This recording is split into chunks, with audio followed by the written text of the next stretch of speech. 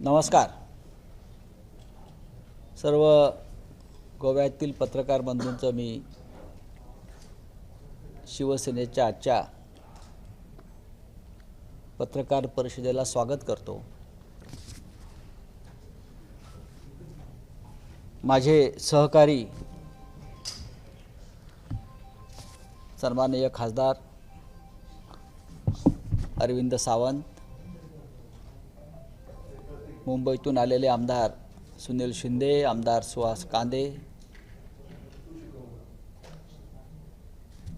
संपर्क प्रमुख जीवन कामत, राज्य प्रमुख जितेश कामत, पक्षाचे सचिव श्री सूरज चव्हाण, युवा सेनेचे सरचिटणीस अमोल कीर्तिकर, माझे सहकारी भाऊसाहेब चौधरी आणि आज म्हणजे आत्ता ज्याने पक्षात रितसर प्रवेश घेतला पण त्यांचे वडील गोव्याला सुपरिचित असलेले सुभाषजी वेलिंगकर हे अनेक वर्ष आमच्याबरोबर काम करतात. विविध माध्यमातून राजकारणापलीकडे असे गोव्याचे सुपरिचित असे एक व्यक्तिमत्व सुभाषजी वेलिंगकर, त्यांचे चिरंजीव आणि त्यांचं स्वतःचं एक स्थान या गोव्याच्या अनेक आंदोलनात, सामाजिक चळवळीत आहेत असे श्री शैलेंद्र वेलिंगकर यांचं मी शिवसेना परिवारात स्वागत करतो. आणि त्यांच्यावर गोव्याच्या उपराज्य प्रमुख पदाची आम्ही जबाबदारी देत आहोत. त्यांच्या येण्यानं गोव्यातलं शिवसेनेचं संघटन, त्या संघटनेचा अधिक विस्तार होईल, व्याप्ती वाढेल याची मला खात्री आहे. गोव्यातलं राजकीय वातावरण आपण पाहताय. रोज कुठे ना कुठेतरी प्रमुख राजकीय पक्षाची पत्रकार परिषद होते आहे. तुमची धावपळ आम्ही समजू शकतो, पण गोव्याच्या राजकारणात शिवसेना हा आता काय नवीन पक्ष नाही आहे. आपण गेल्या काही वर्षापासून पाहताय, जरी निवडणुकीमध्ये आम्हाला यश मिळालं नसलं तरी गोव्यात शिवसेना दमदारपणे काम करते आहे. गोव्यातल्या निवडणुका आम्ही मागच्या 2017 साली लढवल्या होत्या. ह्या वेळेला गोव्याचं राजकारण, गोव्याच्या निवडणुका, एकंदरीत वातावरण हे काय फार आशादायी दिसत नाही. सगळ्यांसाठीच, गोव्याच्या जनतेसाठी वातावरण पूर्ण गढूळ झालं आहे. अनेक राजकीय पक्ष नव्यानं उतरलेले आहेत. उमेदवारांच्या याद्या जाहीर होत आहेत. नक्की कोण कोणत्या पक्षाकडून निवडणुका लढत आहे हे सुद्धा स्पष्ट होत नाही. म्हणजे जसं मी परवा राष्ट्रवादी काँग्रेस पक्षाबरोबर जी पत्रकार परिषद झाली त्यात मी सांगितलं की हिंदी भाषिक पट्ट्यामध्ये आयाराम गयाराम हा शब्द प्रचलित आहे, पण गोव्याच्या बाबतीत म्हणायचं तर आलेमाव गेलेमाव ही एक नवीन राजकारणातला वाक्प्रचार, आलेमाव गेलेमाव. कारण काय, कधी कोण आले, कधी कोण गेले, कधी कोण बंड करेल याचा आता भरोसा नाही. त्याही परिस्थितीत शिवसेना ही निवडणूक लढते. गोव्यांचं राजकारण हे गेल्या काही वर्षापासून 5 ते 10 लोकांच्या हातामध्ये, मुठीमध्ये आहे, प्रस्थापित. मग हे भूमाफिया आहेत, हे धनदांडगे आहेत, ही राजकीय घराणी आहेत आणि त्यांच्यामध्ये सामान्य राजकीय कार्यकर्त्याला कोणतेही स्थान राहिलेलं नाही. इतक्या भ्रष्ट पद्धतीनं गोव्याच्या निवडणुका लढल्या जातात आणि राज्य चालवलं जात आहे. आणि त्याच्यामुळे आम्ही असं ठरवलं की या प्रस्थापितांना जर घरी बसवायचं असेल ही आलेमाव गेलेमाव संस्कृती जर मोडून काढायची असेल तर जनतेतले सामान्यातल्या सामान्य उमेदवारांना उमेदवारी गोव्यात द्यायची, जे आम्ही महाराष्ट्रात करतो. बाळासाहेब ठाकरे यांनी सतत सामान्य माणसाला राजकारणामध्ये आणून ताकद दिलेली आहे. अशा पद्धतीचा एक नवीन प्रवाह गोव्यात सुरू करावा म्हणून त्या मतदारसंघातले सामान्य चेहरे हे निवडणुकीच्या मैदानामध्ये आम्ही उतरवायचं ठरवलेलं आहे.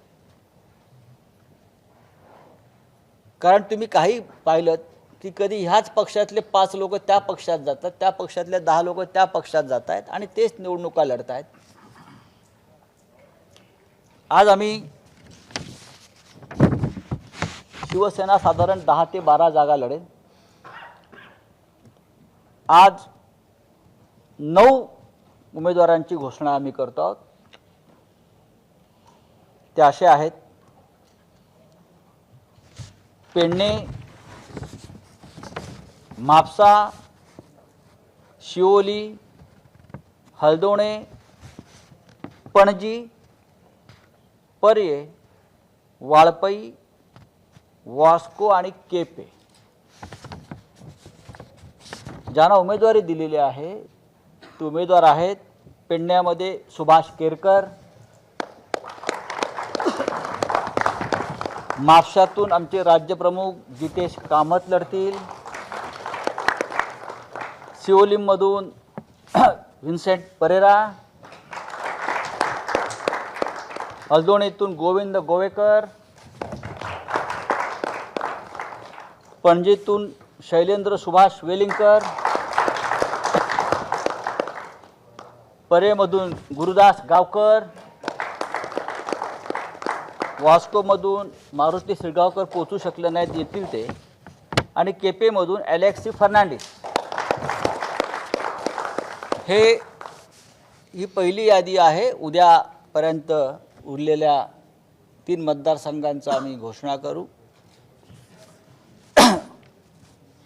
आम्ही ठरवलं आहे की ह्या वेळेला प्रत्येक मतदारसंघामध्ये शिवसेना अत्यंत गांभीर्याने आणि ताकदीनं निवडणुका लढेल.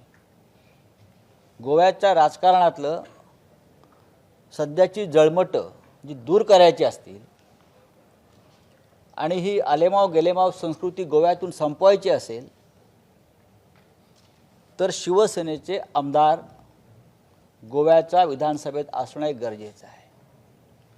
गोव्याच्या जनतेचा आवाज, स्थानिकांचे प्रश्न, पर्यावरणाचे प्रश्न, भ्रष्टाचार, राजकारण्यांची दंडेलशाही गोव्यातल्या, हे सगळं जर थोपवायचं असेल तर शिवसेनेचे वाघ गोव्याच्या विधानसभेत जायला पाहिजेत आणि गोव्याची जनता ह्या वेळेला शिवसेनेला संधी देईल अशी मला खात्री आहे. महाराष्ट्रातून शिवसेनेचे प्रमुख नेते इथे प्रचाराला येतील, युवा सेनेचे प्रमुख लोक प्रचाराला येतील, मतदारसंघात ते काम करतील. काही मतदारसंघामध्ये शिवसेनेचे युवा नेते, कॅबिनेट मंत्री, युवा सेना प्रमुख आदित्य ठाकरे हे स्वतः प्रचाराला उतरतील. गेल्या काही दिवसापासून आम्ही पाहतोय शिवसेनेला अनेक मतदारसंघातून गोव्यातल्या चांगला प्रतिसाद मिळतोय आणि गोव्याच्या जनता आम्हाला सांगते की ह्या वेळेला विधानसभेत आम्ही शिवसेनेचे आमदार पाठवू. पुढले काही दिवस निवडणुका होईपर्यंत आम्ही सगळे इथेच आहोत, इथेच राहणार आणि फार मोठ्या अपेक्षा जरी गोव्याच्या जनतेने आमच्याकडून ठेवायची भूमिका घेतली असली तरी जे गोव्याच्या जनतेला हवं आहे त्याचा विचार करू आम्ही आणि त्यानुसार शिवसेना आणि राष्ट्रवादी काँग्रेसची जी युती झालेली आहे त्याचा एक जाहीरनामा थोडक्यात आम्ही जाहीर करू. पण शिवसेनेचा मूळ विचार जो आहे की स्थानिकांना प्राधान्य, स्थानिकांच्या प्रश्नासाठी लढे देणं, संघर्ष करणं, अन्यायाविरुद्ध लढाई करणं, हा शिवसेनेचा वचननामा असतो. तो गोव्याच्या जनतेच्या बाबतीत सुद्धा त्याची अंमलबजावणी केली जाईल. बोला. तुम्ही म्हणाला होतात की उत्पल पल्लीकर यांना पणजीमध्ये पाठिंबा असेल, पण तुम्ही पणजीमध्ये पक्षाचा उमेदवार घोषित केला आहे. तुमचं म्हणणं बरोबर आहे. उत्पल पर्रिकर यांना तिकीट नाकारलं आहे. मनोहर पर्रिकरांचे ते चिरंजीव आहेत, हे बरोबर आहे. आणि त्यांना तिकीट नाकारताना कोणाला तिकीट द्यावं हा भारतीय जनता पक्षाचा अंतर्गत प्रश्न आहे. त्यांचा पक्ष आहे, त्यांनी ठरवायचं कोणाला तिकीट द्यायचं कोणाला नाही द्यायचं. त्याच्यामध्ये आम्ही हस्तक्षेप करणं किंवा आम्ही त्याच्यावरती मत व्यक्त करणं हे योग्य नाही. काँग्रेसने कोणाला तिकीट द्यावं, काँग्रेसने कोणाशी युती करावी, तृणमूलने कुठे जावं, कोणाला तिकीट द्यावं, ह्याच्यावरती त्रयस्थ पक्षानं बोलणं बरोबर नाही. पण मनोहर पर्रिकरांच्या बाबतीमध्ये गोवेकरांच्या भावना फार वेगळ्या आहेत. उत्पल पर्रिकर यांच्या बाबतीमध्ये मी असं ऐकलं की त्यांचं कर्तृत्व काय आहे. मी असंही माझ्या वाचनात आलं की ते मनोहर पर्रिकरांचे चिरंजीव आहेत म्हणून घराणेशाही हा निकष लावून त्यांना तिकीट देता येणार नाही. हे जर खरं असेल तर गोव्यात मी आजची यादी पाहिली तर वाळपई, पर्ये इथे घराणेशाहीच आहे. त्यानंतर पणजी, तळेगाव ही घराणेशाहीच आहे ना घराणेशाही. मग उत्पल पर्रिकरांच्या बाबतीमध्ये घराणेशाही कशी आडवी आली. उत्तर प्रदेशमध्ये मुलायमसिंग यादव यांच्या सूनबाई अपर्णा यादव यांना घराणेशाहीमुळेच तिकीट मिळालं आहे तिकडे भाजपकडून. त्या मुलायमसिंग यादवांच्या सून आहेत म्हणून तिकीट दिलेलं आहे. मग उत्पल पर्रिकरांच्या बाबतीमध्ये असं काय झालं की त्यांना घराणेशाही आडवी आली, त्यांचं कर्तृत्व आडवं आलं. हे विषय आहेत. बरोबर आहे तुमचं म्हणणं की आमचं असं म्हणणं आहे की उत्पल पर्रिकर हे निवडणूक लढणार असतील स्वतंत्र उमेदवार म्हणून तर आम्ही त्यांना पाठिंबा देऊ आणि आम्ही इतर पक्षांचे मन वळवू की तुम्ही त्यांना पाठिंबा द्या. आज आम्ही पणजीतून शैलेंद्र सुभाष वेलिंगकर यांची उमेदवारी जाहीर केलेली आहे पणजीतून. पण जर उत्पल पर्रिकरांनी अर्ज भरला आणि तो अर्ज शेवटपर्यंत राहिला त्यांचा आणि ते निवडणूक लढणारच या मताशी ठाम राहिले तर शैलेंद्र वेलिंगकर त्यांची उमेदवारी मागे घेतील. हे मी तुम्हाला आत्ता माननीय उद्धव ठाकरे साहेबांशी चर्चा करून मी हा विषय आपल्यासमोर मांडतो. ते उमेदवारी मागे घेतील हे नक्की आहे. पण आधी त्यांनी त्यांचा निर्णय घेऊ द्या.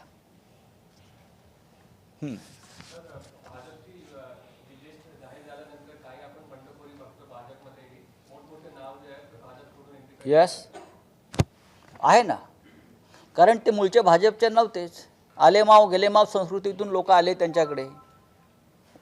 वापरा आणि फेकून द्या, यूज अँड थ्रो, गरज सरो वैद्य मरो, ही त्यांची संस्कृती आहे गोव्यातल्या बाबतीत म्हणाल तर. आणि त्याचे परिणाम जे फेकले गेलेत तेही भोगतायत आणि उद्याच्या निवडणुकीत भाजपला सुद्धा त्याचे परिणाम भोगावे लागतील. कोणत्याही परिस्थितीमध्ये भारतीय जनता पक्ष गोव्यात सत्तेवर येत नाही हे तुम्ही लिहून घ्या. नाही नाही बघा, आम्ही आमच्या ताकदीवर निवडणुका लढतो. कोणी बंडखोरी केली म्हणून कोणाच्या मडावरचं लोणी खाणारा हा पक्ष नाही. आपण आमचे उमेदवार पाहिले असतील. हे साधे सामान्य कार्यकर्ते आहेत. हे सगळे प्रत्येक गावात तालुक्यात काम करणारे सामान्य घरातले कार्यकर्ते आहेत. त्यांच्या मागे फार मोठा राजकीय वारसा इतिहास नाही. त्यांच्या घरातलं कोणी मंत्री किंवा माफिया नाहीत जे इतर पक्षात तुम्हाला दिसत आहेत. हे साधे स्वच्छ चेहरे घेऊन आम्ही निवडणुकीला सामोरे जातो आहे आणि हे स्वच्छ चेहरेच, साधे चेहरे गोव्याच्या राजकारणाला नवी दिशा देतील. शिवसेना अजून किती जागा लढेल? अजून साधारण आम्ही 3 जागाची एक वेगळी यादी आम्ही जाहीर करू. त्या संदर्भात आमचं उमेदवारांचं अजून चर्चा सुरू आहे काही ठिकाणी. विशेषतः मांद्रे आणि मय या 2 ठिकाणचे उमेदवार आमचे 1-2 दिवसात ठरतील.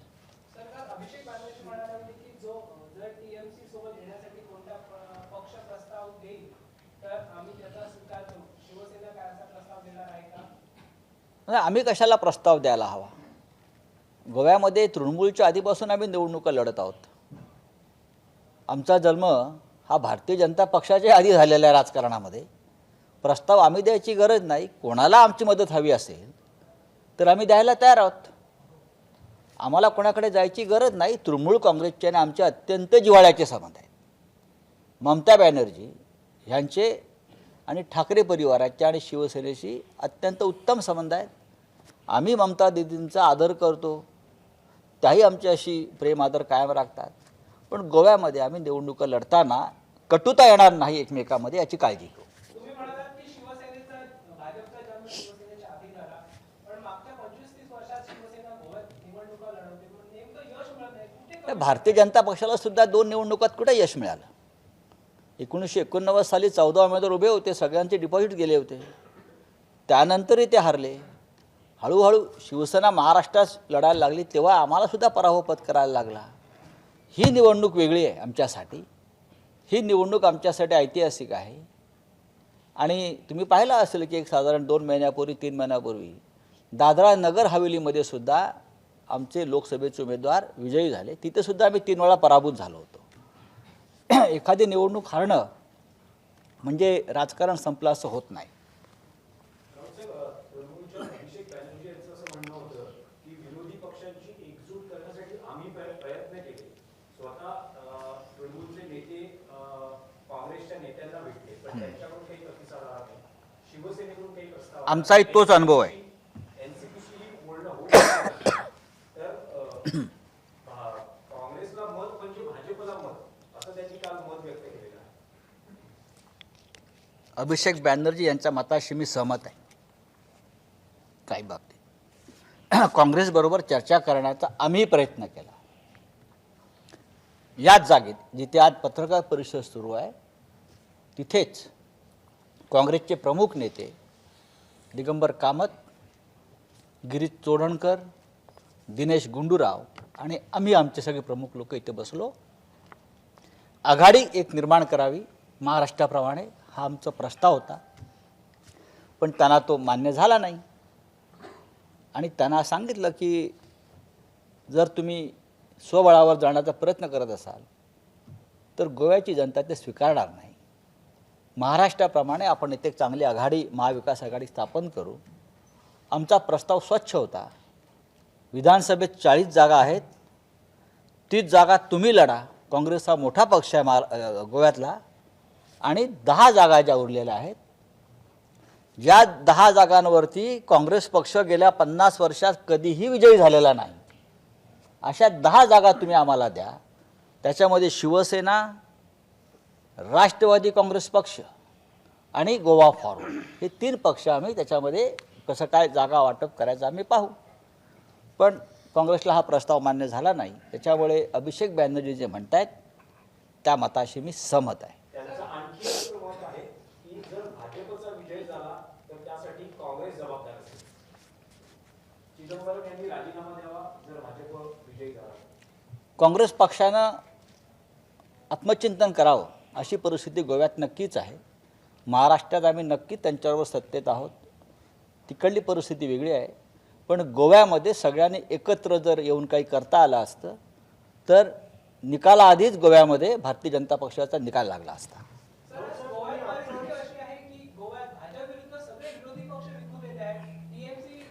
विखुरलेला विरोधी पक्ष हीच भाजपची आज फक्त ताकद आहे. पण भाजपने फार भ्रमात राहू नये. राऊत साहेब, तुम्ही आताच म्हणलं होतं की ही निवडणूक तुमच्यासाठी इतिहास घडवणारी आहे. इतिहासाची पुनरावृत्ती होणार आहे की नवीन काय घडणार आहे? कारण मी गेली 20 वर्ष तरी बघतोय शिवसेनेची वाटचाल अजूनही ती पुढे जात नाही आहे, तिथेच गाडी रखडली. नाही आमच्याकडे नाही तुम्हाला मी सांगतो ना नाही उत्तर ॲक्शन म्हणजे असं आहे की आम्ही आमच्या पक्षामध्ये लँड माफिया, दहशतवादी, ड्रग्स माफिया यांना घेऊन निवडणुका लढवत नाही. ज्या दिवशी आम्ही यांना घ्यायला सुरुवात करू आणि निवडणुका लढवू त्या दिवशी तुम्हाला हवा आहे तसा इतिहास घडेल. पण आम्हाला तसा इतिहास घडवायचा नाही आहे. नाही तुम्हाला हवा म्हणजे तुम्ही ज्या इतिहासाची एक कल्पना करताय, आमचं पक्षाची प्रतिमा ही स्वच्छ आहे. आम्ही लढणारे लोक आहोत. आणि निवडणुका जिंकणं म्हणजेच राजकीय सर्वस्व असं नाही आहे. लढत राहू, संघर्ष करत राहू आणि विजय प्राप्त होईल. सर, हे लँड माफिया आणि दहशतवादी हा शब्द तुम्ही वापरताय, हे सगळ्यात पक्षाने आत्मचिंतन करावं आणि आपल्या उमेदवारांच्या यादीवर एक कटाक्ष टाकावा.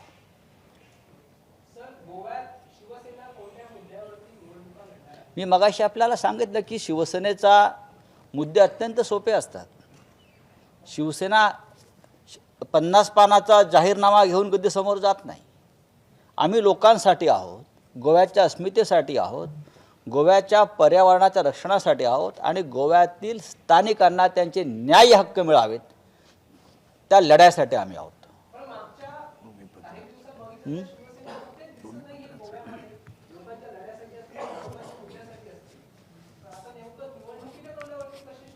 तुम्हाला कोणी सांगितलं निवडणुकीच्या तोंडावरती? जितेश कामत बसलेत आमचे, त्यांनी आतापर्यंत किती आंदोलनं केलीत बघा. आपण सध्या गोव्यातल्या मीडियाला प्रसिद्धी देण्यासुद्धा त्यांच्यावर काही दबाव असतात.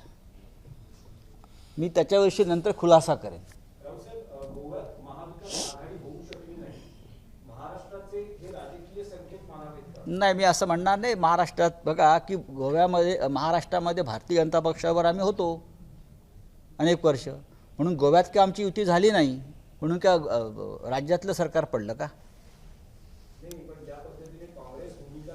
घेऊ द्या ना. राहुल गांधी आणि प्रियांका यांच्याशी तुमची चर्चा झाली, त्यांनी युतीची तयारी किंवा जागा वाटपात त्यांची इच्छा होती की गोव्यात का होऊ शकलं नाही गोव्यामध्ये महाविकास आघाडी? गोव्यातले स्थानिक काँग्रेसचे नेते याच्यावर जास्त प्रकाश टाकतील. मी कशा करता बोलावं?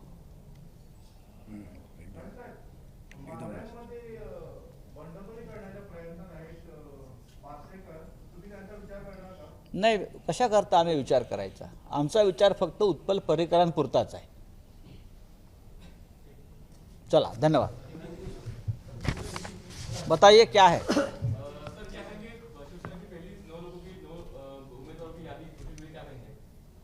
आपने देखा होगा कि बहुत ही सामान्य उम्मीदवार है. गोवा की जो राजनीति आजकल चल रही है वहाँ सभी पार्टियों ने कार्यकर्ता और आम आदमी को कहीं भी किसी भी लिस्ट में स्थान नहीं दिया है. गोवा में 10-12 गिने चुने लोग हैं जिनका संबंध ड्रग्स से व्यवहार से है, लैंड माफिया, बहुत से ऐसे धंधे चलते हैं उनसे है. वो लोग चुनाव लड़ते हैं और चुनाव जीतकर गोवा की राजनीति में क्या करना है, किसकी सरकार बननी है, वो कभी इस पार्टी में रहते हैं, कभी इस पार्टी में रहते हैं. वही गोवा चलाते हैं. गोवा की संस्कृति, गोवा का कल्चर सबको ख़त्म कर दिया है. गोवा के राज्य में, गोवा की सरकार में आम जनता का कोई आवाज़ ही नहीं है. इसलिए मैंने उद्धव ठाकरे जी के साथ बातचीत की. आदित्य ठाकरे जी ने पूरी तरह से ध्यान दिया और मेरे पीछे जो 9 उम्मीदवार खड़े हैं बहुत ही सामान्य घर से आए हुए सामान्य कार्यकर्ता है, शिवसैनिक है. हमने उनको चुनाव में उतारा है. राजा विरुद्ध प्रजा, क्या बात है. यहाँ के बहुत राजा जो बन गए हैं, हर गांव में एक राजा बन गया है गोवा में, हर गांव में. तो ये राजा के खिलाफ अब प्रजा को हमने खड़ा कर दिया है और ये लड़ाई राजा विरुद्ध प्रजा होगी, जनता की लड़ाई होगी. हम पणजी में चुनाव लड़ रहे हैं. पणजी से हमने शैलेंद्र सुभाष वेलिंकर जो हमारे उम्मीदवार हैं उनका नाम घोषित किया है.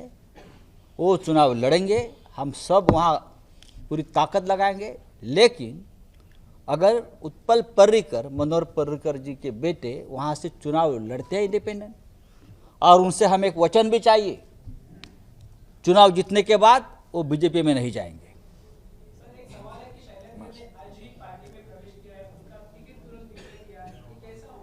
ऐसा नहीं, उनके पिताजी सुभाष वेलिंकर गोवा के राजनीति का जाना माना चेहरा है, बहुत बड़े सामाजिक कार्यकर्ता है. हमारे साथ सालों साल से शैलेंद्र भी जुड़ा है. आज पार्टी में राजनीतिक प्रवेश किया है.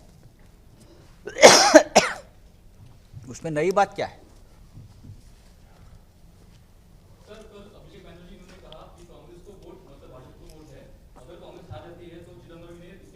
नहीं, चिदम्बरम का उसमें क्या दोष है?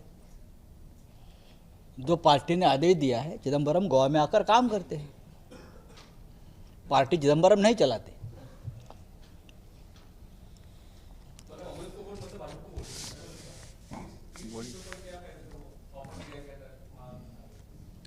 देखिए, अभिषेक बैनर्जी की कुछ बातें हैं जो गोवा के बारे में कही है, मैं उनसे सहमत हूँ।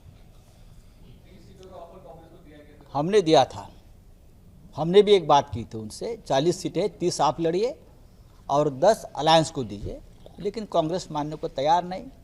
कांग्रेस को इतना कॉन्फिडेंस है कि उन्हें लगता है कि 25 से भी ज़्यादा सीट कर उन्हें बहुमत मिल जाएगा, तो मिलने तो हमारी शुभकामनाएं हैं।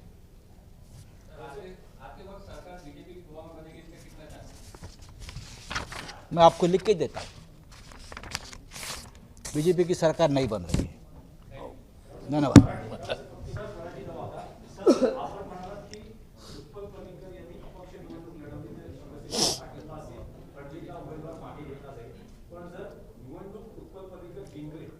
आणि त्यांनी भाजपला समर्थन देण्याची भूमिका घेतली तर मग शिवसेनेची भूमिका काय असेल? मी तुम्हाला सांगितलं की त्यांनी जनतेला वचन द्यावं, निवडून आल्यावरती मी अपक्षच राहीन आणि इथे राजकीय काम करत राहीन। उत्पल पर्रिकर यांच्यासारखा तरुण नेता हा गोव्यातलं राजकीय भविष्य आहे। मनोहर पर्रिकरांचं गोव्याच्या जनतेवरचा प्रभाव कायम आहे, गोव्याच्या विकासात त्यांचं योगदान आहे। आमचे त्यांचे राजकीय मतभेद जरूर होते, राहतील, आम्ही त्यांच्याविरुद्ध लढलेलो आहोत, पण पर्रिकरांनी गोव्याला एक चेहरा दिला, एक कॅरेक्टर दिलं। धन्यवाद। देखिए, मैंने उस बारे में पढ़ा है, मैं देख रहा हूँ, उसका बारे में मैं अभी कोई मेरे पार्टी की तरफ से टिप्पणी नहीं करूँगा। नहीं, देखना पड़ेगा सरकार की नई योजना क्या है, क्या उससे बेहतर कोई बनाना चाहते हैं सरकार। हमारे अमर जवान ज्योत जो है, हाँ, उससे अगर कोई वॉर मेमोरियल की कोई योजना है, देखना पड़ेगा, उसके बारे में सोचना पड़ेगा। एबीपी माझा, उघडा डोळे बघा नीट।